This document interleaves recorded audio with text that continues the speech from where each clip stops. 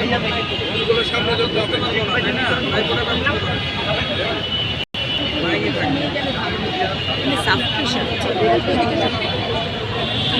যেভাবে আছে সেভাবে থাকে। আসসালামু আলাইকুম প্রিয় সাংবাদিক বৃন্দ, প্রিয় দেশবাসী, আপনাদেরকে অনেক ধন্যবাদ। আপনারা তাৎক্ষণিক আমাদের যে প্রেস ব্রিফিং আছে জাতীয় নাগরিক পার্টির পক্ষ থেকে আপনারা উপস্থিত হয়েছেন এবং আপনারা গত এক সপ্তাহ যাবৎ মাঠের মধ্যে ছাত্র জনতার যে গণ অভ্যুত্থানের আন্দোলন ছিল আওয়ামী লীগ নিষিদ্ধের দাবিতে, সেখানে আপনারা সর্বোচ্চ জায়গা থেকে আমাদেরকে সাপোর্ট দিয়েছেন এবং ছাত্র জনতার সাথে কাঁধে কাঁধ মিলিয়ে বাংলাদেশের মানুষের ঐতিহাসিক সংগ্রামকে বাংলাদেশের 18 কোটি মানুষের কাছে আপনারা পৌঁছে দিয়েছেন। এই জন্য আপনাদেরকে আমাদের পক্ষ থেকে ধন্যবাদ জানাচ্ছি।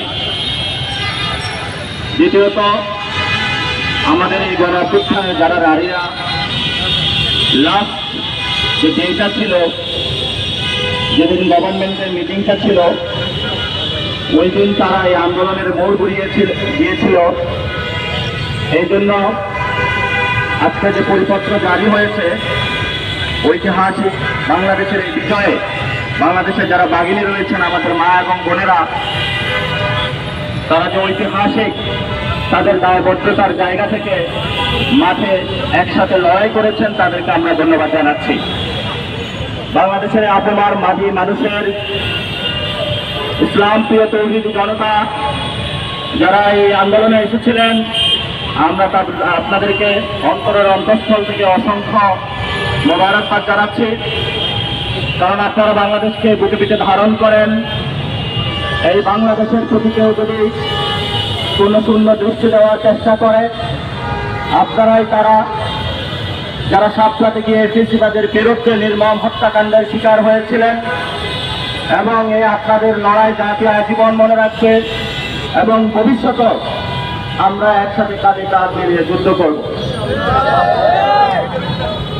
তৃতীয়ত, আপনার ছাত্র জনতা ঢাকা এবং বাংলাদেশের বিভিন্ন জায়গায় শর্ট নোটিশে যারা আন্দোলনে রাজপথে নেমে এসেছেন, এটা বাংলাদেশের গত 53 বছরের ইতিহাসে শতক যে ডুবে আছে আমাদের ইতিহাসে। আপনি তো ভিডিওতে আসতেছেন, এটাতে আসতেছেন, শুধু মাঝখানে ভিডিও। মিলন মেলার মধ্যে দিয়ে বর্তমান বাংলাদেশ তার গৌরব পাখা সময় পার করছে।